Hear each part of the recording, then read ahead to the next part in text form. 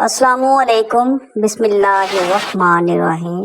آج میری ویڈیو کا عنوان ہے مکہ مکرمہ کیوں کر حضرت ابراہیم علیہ السلام کے حضرت ابراہیم علیہ السلام کے فرزند حضرت اسماعیل علیہ السلام سرزمین شام میں حضرت حاجرہ کے شکم مبارک سے پیدا ہوئے۔ حضرت ابراہیم علیہ السلام کی بیوی حضرت سارہ کی کوئی اولاد نہ تھی، اس لیے انہیں رشک پیدا ہوا اور انہوں نے حضرت ابراہیم علیہ السلام سے کہا کہ آپ حضرت حاجرہ رضی اللہ تعالیٰ عنہا اور ان کے بیٹے اسماعیل علیہ السلام کو میرے پاس سے جدا کر کے کہیں دور کر دیجئے۔ خدا بندے قدوس کی حکمت نے ایک سبب پیدا فرما دیا، چنانچہ آپ پر وحی نازل ہوئی کہ آپ حضرت حاجرہ اور اسماعیل علیہ السلام کو اس سرزمین میں چھوڑ آئیں جہاں بے آب و گیا میدان اور خشک پہاڑوں کے سوا کچھ بھی نہیں ہے۔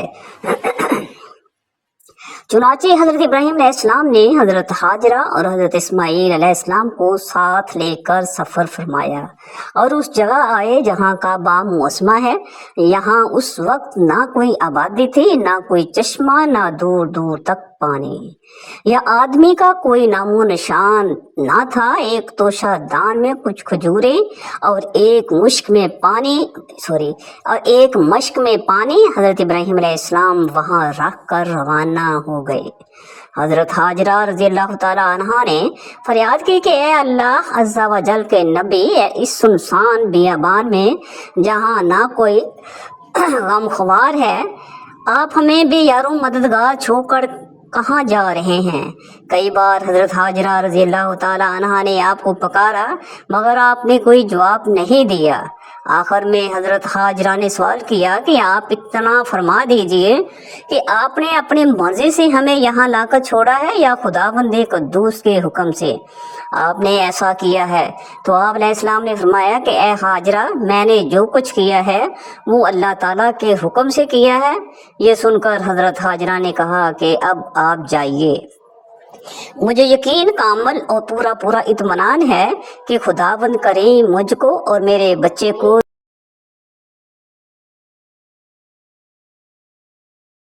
آپ ہمیں بے یاروں مددگار چھوڑ کر کہاں جا رہے ہیں؟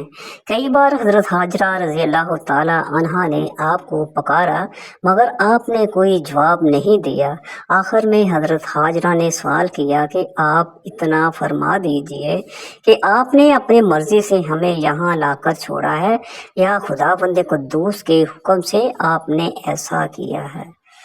تو آپ نے فرمایا کہ اے حاجرہ، میں نے جو کچھ کیا ہے وہ اللہ تعالیٰ کے حکم سے کیا ہے۔ یہ سن کر حضرت حاجرہ رضی اللہ تعالیٰ عنہا نے کہا کہ اب آپ جائیے، مجھے یقین کامل اور پورا اطمینان ہے کہ خدا بندے کریم مجھ کو اور میرے بچے کو ضائع نہیں فرمائے گا۔ اس کے بعد حضرت ابراہیم علیہ السلام نے ایک لمبی دعا مانگی اور وہاں سے ملک شام چلے آئے۔ چند دنوں میں کھجوریں اور پانی ختم ہو جانے پر حضرت حاجرہ رضی اللہ تعالیٰ عنہا پر بھوک اور پیاس کا غلبہ ہوا اور ان کے سینے میں دودھ خشک ہو گیا اور بچہ بھوک و پیاس سے تڑپنے لگا۔ حضرت حاجرہ نے پانی کی تلاش و جستجو میں 7 چکر صفا مروہ کی دونوں پہاڑیوں کے لگائے مگر پانی کا کوئی سراغ دور دور تک نہیں ملا، یہاں تک کہ حضرت اسماعیل علیہ السلام پیاس کی شدت سے ایڑیاں ٹپک کر رو رہے تھے۔ حضرت جبرائیل علیہ السلام نے آپ کی ایڑیوں کے پاس زمین پر اپنا پیر مار کر ایک چشمہ جاری کر دیا اور اس پانی میں دودھ کی خاصیت تھی کہ یہ غذا اور پانی دونوں کا کام کرتا تھا۔ چنانچہ یہی زمزم پانی پی پی کر حضرت حاجرہ اور حضرت اسماعیل علیہ السلام زندہ رہے، یہاں تک کہ حضرت اسماعیل جوان ہو گئے اور شکار کرنے لگے تو شکار کا گوشت اور زمزم کے پانی پر گزر بسر ہونے لگی۔ پھر قبیلہ جہم کے کچھ لوگ اپنی بکریوں کو چراتے ہوئے اس میدان میں آ گئے اور پانی کا چشمہ دے کر حضرت حاجرہ کی اجازت سے یہاں آباد ہو گئے اور اس قبیلے کی ایک لڑکی سے حضرت اسماعیل علیہ السلام کی شادی بھی ہو گئی اور رفتہ رفتہ یہاں ایک آبادی ہو گئی۔ फिर हज़रत इब्राहीम अलैहिस्सलाम को खुदाबंद कुद्दूस का ये हुक्म हुआ कि खाना काबा की तामीर करें। चुनाचे आपने हज़रत इस्माइल अलैहिस्सलाम की मदद से खाना काबा तामीर किया। उस वक़्त हज़रत इब्राहीम अलैहिस्सलाम ने अपनी औलाद और बाशिंदगान मक्का मुकरमा के लिए जो एक तवील दुआ मांगे वो कुरान मजीद की मुख्तलिफ सूरतों में मज़कूर है। चुनाचे सूरत इब्राहीम में आपकी इस दुआ का कुछ हिस्सा इस तरह मज़कूर है, रब्बना इन्नी अस्कंतु मिन ज़ुर्रियती बिवादिन गैरी ज़ी ज़रिन इंद बैतिकल मुहर्रमी रब्बना लियुकीमुस्सलाता फजअल अफ़िदतम मिनन्नासी तहवी इलैहिम वरज़ुक़हुम मिनस्समराति लअल्लहुम यशकुरून।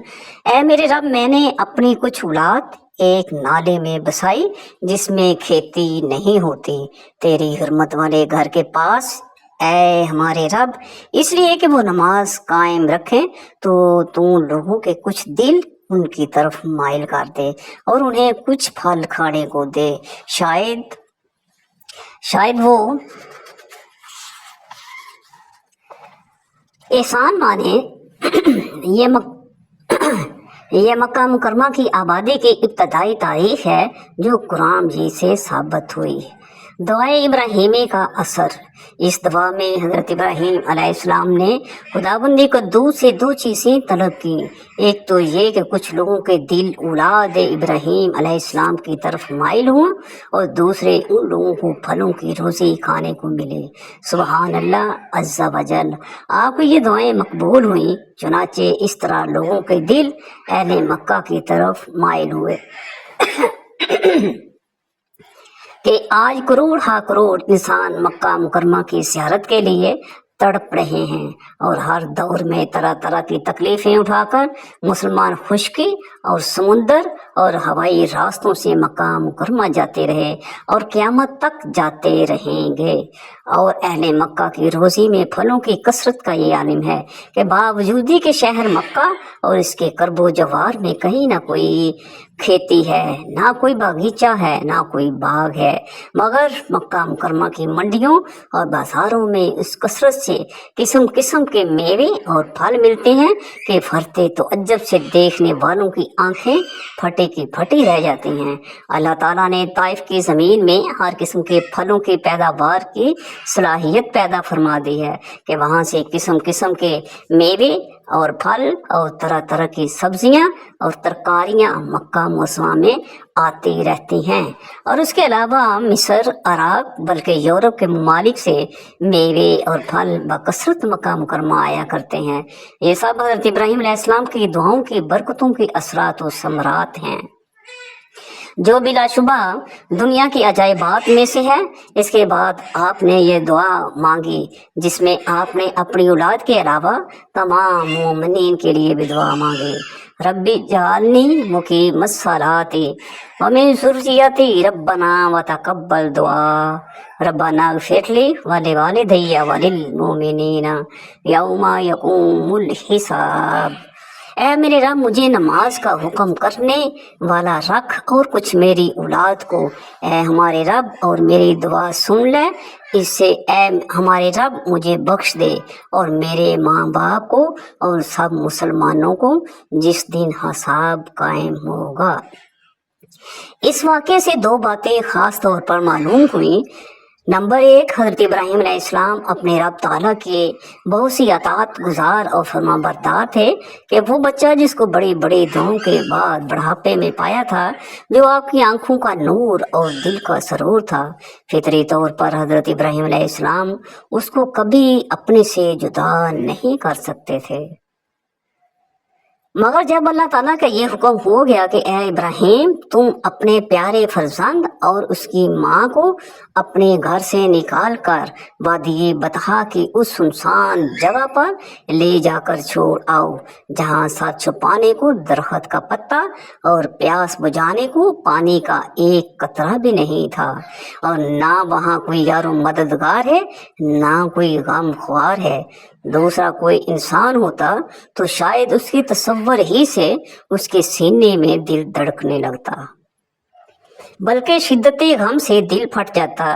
मगर हजरत इब्राहिम खलीलुल्लाह अलैहिस्सलातु वस्सलाम खुदा का ये हुक्म सुनकर ना फिक्रमंद हुए, ना एक लम्हे के लिए सोच विचार में पड़े, ना रंजो गम से न डाल हुए, बल्कि फौरन ही खुदा का हुक्म बजा लाने के लिए बीवी और बच्चे को लेकर मुल्क शाम से सरजमीन मक्का में चले गए और वहाँ बीवी बच्चे को छोड़कर मुल्क शाम चले आए।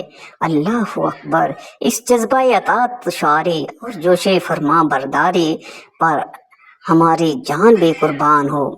नंबर 2, हज़रत इब्राहीम अलैहिस्सलाम ने अपने फर्जंद हज़रत इस्माईल अलैहिस्सलाम और उनकी औलाद के लिए नहायत ही मोहब्बत भरे अंदाज में उनकी मकबूलियत और इज़्ज़त के लिए जो दुआएं मांगी, उससे ये सबक मिलता है कि अपनी औलाद से मोहब्बत करना और उनके लिए दुआएं मांगना ये हज़रात अंबिया कराम अलैहिस्सलाम का मुबारक तरीका है, जिस पर हम सब मुसलमानों को अमल करना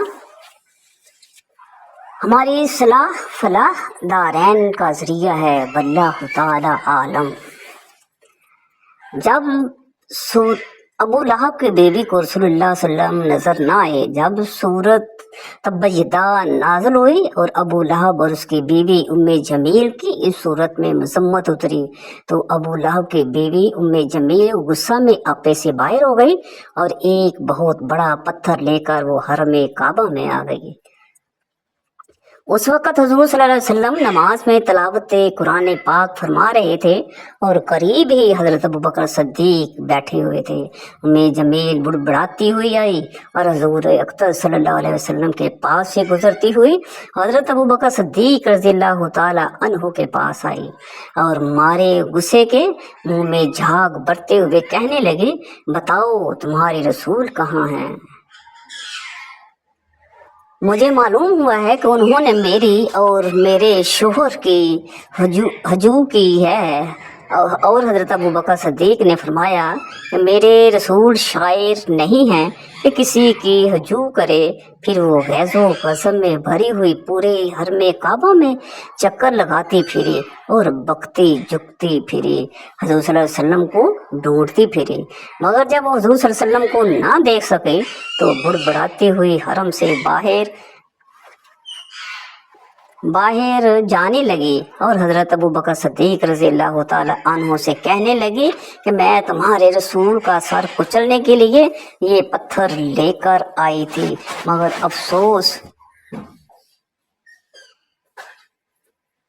कितनी बिक्री है 13 मिनट, मगर अफसोस कि वो मुझे नहीं मिले। हज़रत अबू बकर सिद्दीक ने हुज़ूर सल्लल्लाहु अलैहि वसल्लम से इस वाक़े का जिक्र किया तो आपने फरमाया कि मेरे पास से वो कई बार गुजरी, मगर मेरे और उसके दरमियान एक फरिश्ता इस तरह हायल हो गया कि आंख फाड़ फाड़ कर देखने के बावजूद वो मुझे ना देख सकी।